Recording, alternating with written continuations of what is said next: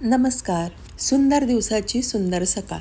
तर ही सकाळ प्रसन्न कशाने होते तर आपल्या घरातील देवपूजेने. घरातली देवपूजा केली ना तर घर पण प्रसन्न वाटते आणि मन पण प्रसन्न राहते. म्हणून मग मी सकाळी सकाळी देवपूजा करून घेते. त्यानंतर देवपूजा करून झाल्यानंतर मी आलेली आहे स्वयंपाकघरात. तर मला आज नाश्त्यासाठी ना डोसे करायचे होते. म्हणून मी रात्रीच तांदूळ आणि 3 ते 4 प्रकारच्या डाळी एकत्र भिजत घातलेल्या होत्या. मग त्या भिजल्या होत्या तर मग मी इथे त्या दळून घेतल्या. हिवाळ्याचे दिवस चालू आहे त्यामुळे ते चांगलं फर्मेट होत नाही, पण ना आज नाश्त्यासाठी काहीच नव्हतं. म्हटलं चला बरे असेच आपण आज डोसे करू. ते दळून एका बाजूला ठेवलं. खोबऱ्याची चटणी पण करून घेतली.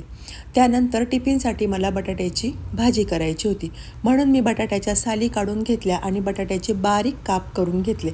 त्यानंतर कढई ठेवली. कढईत तेल टाकलं, जिरे आणि मोहरी नेहमीप्रमाणे टाकलं. तडतडल्यानंतर स्वच्छ धुतलेले बटाटे त्यात टाकले, मीठ टाकलं आणि त्यावर झाकण ठेवलं. मी ना तेलातच बटाटे परतून घेत असते. एका बाजूला कणिक भिजवलेली होती. लगेच टिफिनसाठी मला पोळ्या पण करायच्या होत्या, त्याही करून घेतल्या.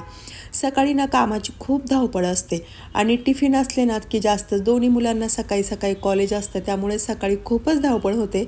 पण म्हटलं चला आजचा छोटासा व्हिडिओ तुमच्याबरोबर मी शेअर करते.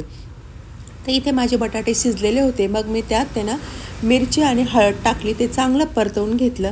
पुन्हा त्यावर मी झाकण ठेवलं म्हणजे ते छान शिजतं.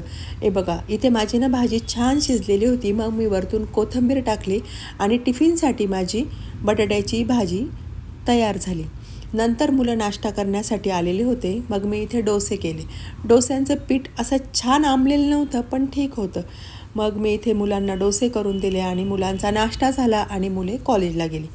नंतर दुपारच्या वेळेत ना मी आमच्या शेतात गेले. तर आता खूपच थंडी चालू आहे त्यामुळे आळूची पानं बघा कशी पिवळे पडलेली. आमची ना आळूच्या पानांची शेती आहे. तर सरलाताई आज आळूची पानं खुडण्यासाठी आलेल्या होत्या. म्हणजे आम्ही ना रोज दिवसाआड आळूचे पानं बाजारात विकण्यासाठी नेत असतो. तर इथे आमच्या आळूचे पानं काढून झाले आणि मग त्याच्या जुड्या बांधायच्या होत्या, म्हणून मग आम्ही तिथे दोघीजणी जुड्या बांधायला बसलो. जुड्या बांधता बांधता भरपूर साऱ्या गप्पा. बायका काय एकत्र जमल्या म्हणजे गप्पा मारता. तर इथे बघा आम्ही अशा 10-10 पानांच्या जुड्या बांधत असतो ते विकण्यासाठी.